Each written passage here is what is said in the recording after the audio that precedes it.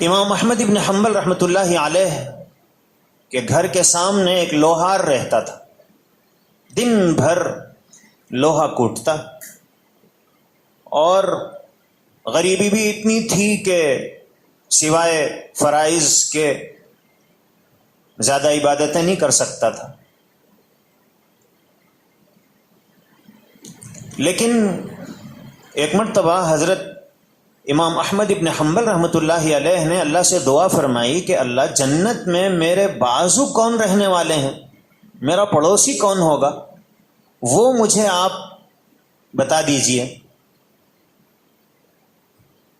تو اللہ نے الہام کیا، دل میں بات ڈالی کہ یہ جو لوہار ہے یہ تمہارا جنت میں پڑوسی ہوگا۔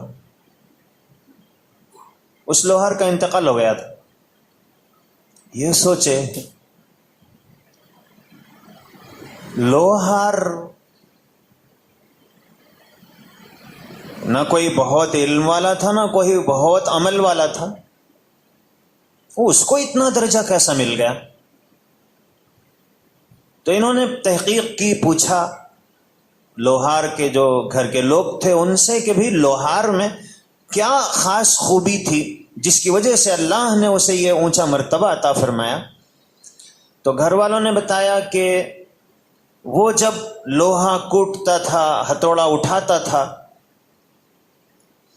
جیسے ہی اذان ہوتی تو ہتھوڑا اس نے اٹھا دیا تھا مارنے کے لیے، لیکن اذان ہوتے ہی بجائے مارنے کے وہ اس کو پیچھے ہی چھوڑ دیتا تھا، میرے اللہ نے مجھے بلایا ہے،